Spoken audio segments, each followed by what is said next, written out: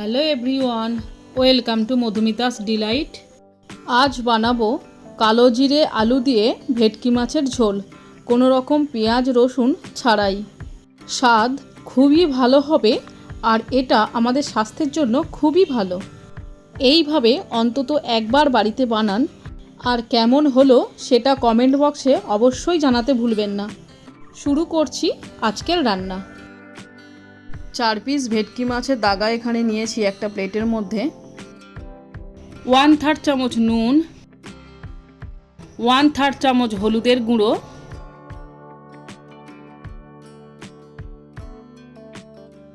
আর 1 চামচ সর্ষের তেল দিয়ে মাছগুলো ভালো করে ম্যারিনেট করে নেব।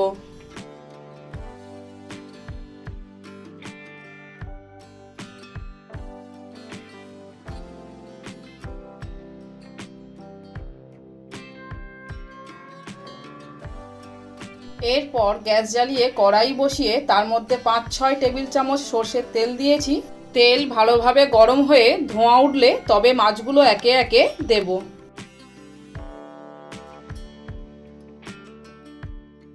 মাছের একটা সাইড 3-4 মিনিট ভাজা হয়ে গেলে খুন্তি দিয়ে অপর সাইডটা উল্টে দেব।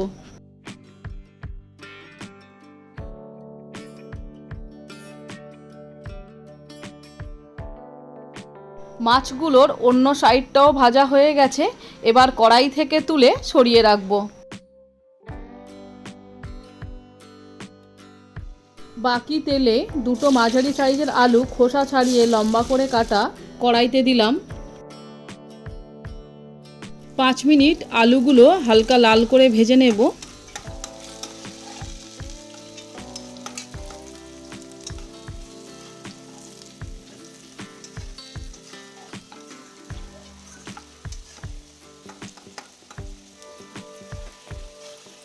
আলুগুলো ভাজা হয়ে গেছে, কড়াই থেকে তুলে নেব।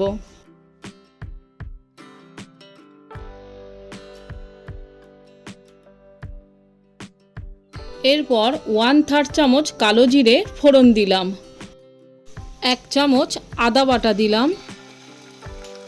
1 মিনিট ভেজে নেব।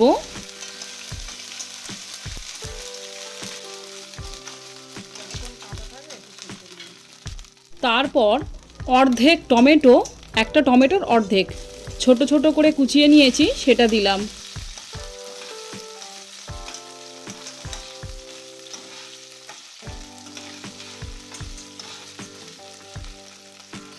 ওয়ান থার্ড চামচ নুন দেব।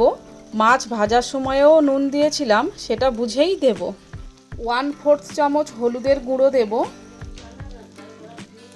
1/4 চামচ শুকনো লঙ্কার গুঁড়ো দেব আর 1/3 চামচ কাশ্মীরি লঙ্কার গুঁড়ো দেব।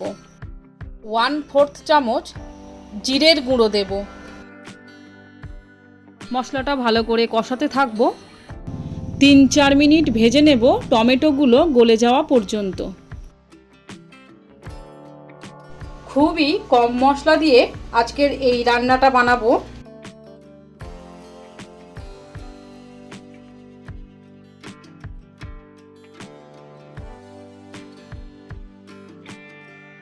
টমেটোগুলো পুরো মিশে গেছে, মশলাও কষানো হয়ে গেছে লাল করে। এবার ভেজে রাখা আলুগুলো দেব। আমার চ্যানেলে ভেটকি মাছের কয়েকটা সুন্দর রেসিপি আছে। দই ভেটকি, সর্ষে পোস্ত ভেটকি, ভেটকি মাছের তেল ঝাল। আমি ডেসক্রিপশান বক্সে তার লিংক দিয়ে রাখবো। আলুটা 2 মিনিট মশলার সাথে নাড়াচাড়া করে নিয়ে 400 গ্রাম মতো জল দিলাম। তারপর 3টে চেরা কাঁচা লঙ্কা দিলাম। গ্যাসের ফ্লেম মিডিয়ামে রেখে ঢাকা দেব। 12-13 মিনিটের জন্য আলুগুলো সেদ্ধ হতে দেব। 12-13 মিনিট পর ঢাকাটা খুলব। ভেজে রাখা মাছগুলো দেব।